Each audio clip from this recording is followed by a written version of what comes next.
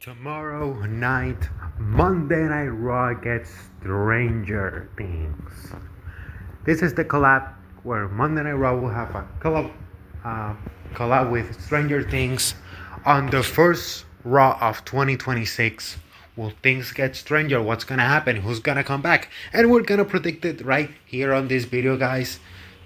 And gals, as always, this is Anthony, and we're back at it with a new video on the channel where we'll be predicting some of the stuff that could happen tomorrow night on Monday Night Raw. There are only 3 matches announced as of the moment this video was recorded. So if something happens after the video is uploaded, take in mind that this is recorded a couple of days in advance before it's uploaded. So with that in mind, if you like this type of content, like, comment, share, and subscribe. So without further ado, let's jump right in. Well, Raw is Stranger Things live from Brooklyn, 8 p.m. Eastern. We've got 3 matches on this show as of right now, and we're gonna predict what's gonna happen.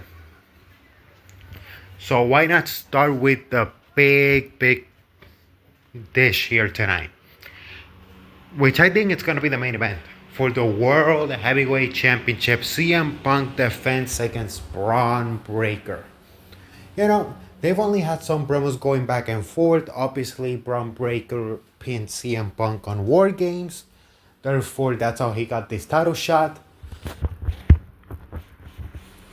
And could this... And if they're gonna pull the trigger on Braun Breaker, it's not gonna be on a weekly show. I'm sorry. So for me, either CM Punk retains here with some shenanigans, or we go into a no contest. Because I do not think that they're gonna pull the trigger on a Monday Night Raw with Braun Breaker. That's not what you do when you're gonna give the next top babyface their first world title. You either do it on WrestleMania or in the Rumble. So for me, CM Punk wins this match, or a no contest. As I said, shenanigans will be involved. You know, that's what happens with Vision. Now, especially with Austin Theory being added into the mix. But that's my prediction. CM Punk wins by shenanigans or no contest. Now, this match, after what happened on Friday on SmackDown, my prediction kind of got messed up here. It's the Kabuki Warriors defending the Women's Tag Team Championship against Rhea Ripley and Io Sky. Ever since this match got announced, I'm like, Rhea and Io are gonna win, no matter what.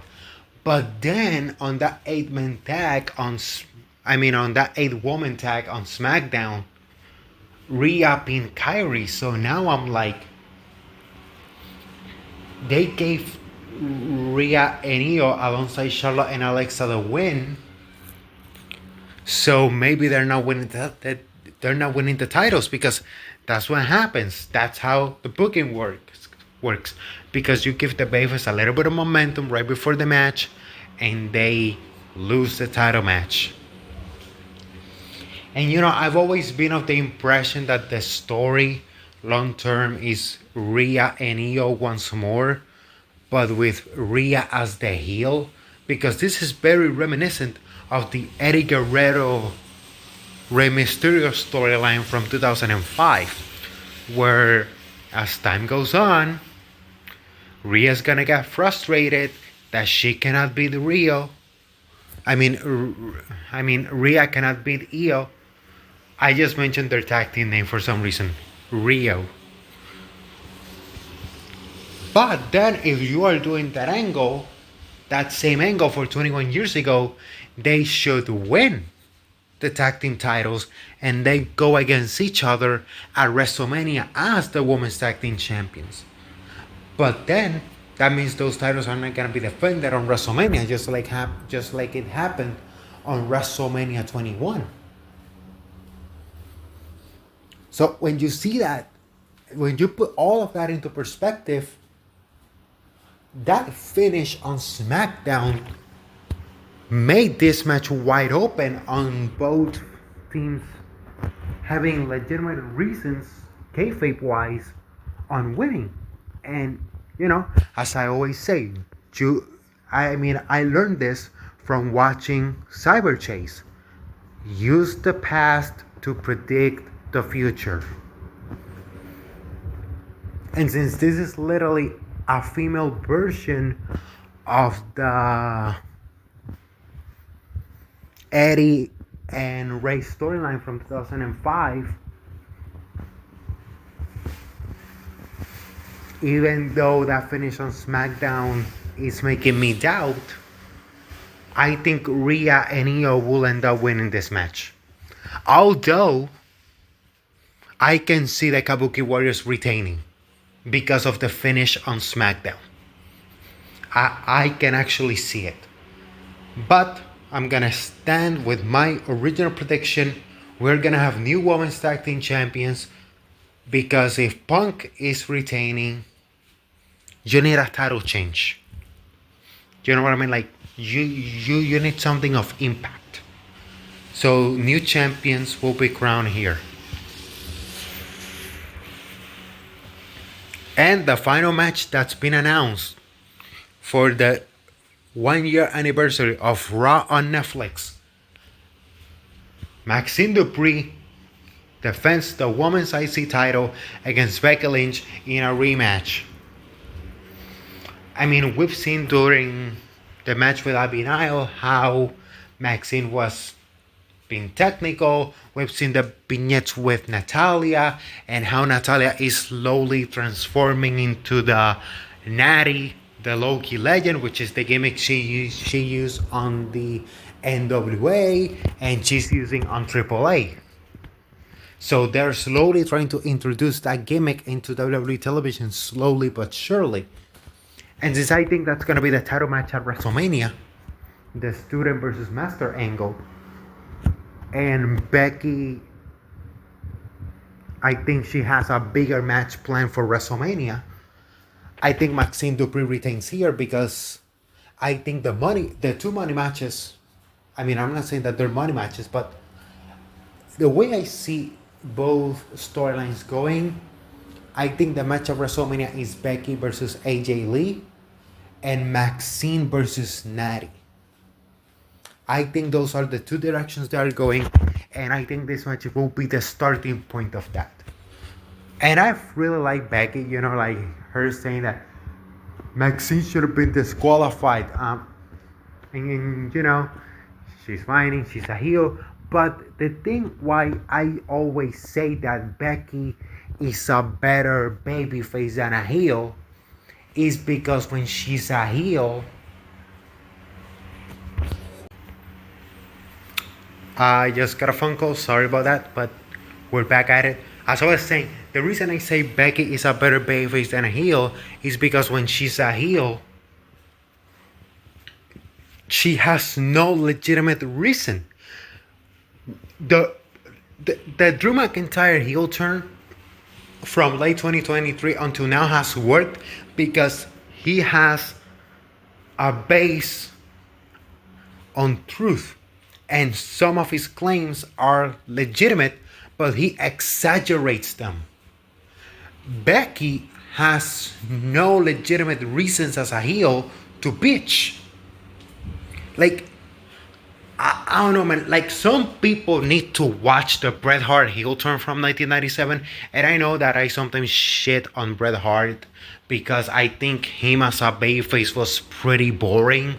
But he was pretty entertaining as a heel. I think Bret Hart is a better heel than a babyface. But when you see that heel turn, credit to where credit is due. When he turned heel in 1997, everything that he said was the truth.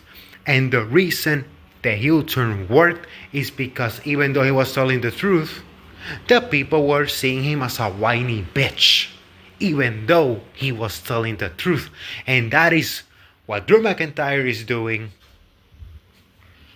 and Becky doesn't understand that as a heel. She doesn't know how to, she works as a heel well in the ring, but she doesn't know how to do a heel promo. She knows how to do great babyface promos, but she doesn't know how to do a heel promo. And that has always been a detriment of the two times that Becky turned heel. Back in 2021 and right now when she turned heel against Lyra Valkyria on the after WrestleMania 41. So I think this is a pretty easy match to predict. I think Maxine should retain. Just get the match between Becky and AJ Lee over with so Becky can turn back to being a babyface. She needs to go back babyface ASAP. She's not a good heel on the microphone. She's not a good heel on the microphone. The only way I can see a Becky Lynch heel turn work in the future, give her a manager. Give her a manager yesterday. Give her a manager yesterday. Because that's what she needs as a heel. She doesn't need a manager as a babyface. She's a great babyface promo. She's a horrible heel promo. But those are my 3 predictions. And, let's talk about something before we wrap up the video. Adam Pearce earlier today posted something saying, one of the lines of that post was obviously break the walls down. Obviously, they're playing with the Chris Jericho return. He's a free agent. And everyone's saying, yeah, but Fuzzy's going to be on tour on February. But if you really look at Chris Jericho's schedule during the Fuzzy tour, he's free on Mondays. So that gives him time to appear on Raw. So is Chris Jericho gonna appear tomorrow night on Raw on the Netflix 1-year anniversary? My answer, realistically speaking, is a 50-50. If it's not tomorrow night on Raw, it's gonna be at the Royal Rumble. Because at first I thought that Chris Jericho's contract was gonna end on January 31st, but no, it ended on December 31st. So he's a free agent right now. He can appear wherever he wants. He can appear wherever he wants, whenever he wants. But yeah, those are the 4 big things for Monday Night Raw tomorrow night. 3 big title matches, 1 big return possibly happening. And if you like this type of content, like, comment, share, and subscribe. And as I always say, cherish beautiful moments with your families, create beautiful memories, because life's too short, but those memories will last a lifetime. As always, this is Anthony signing off. Bye-bye.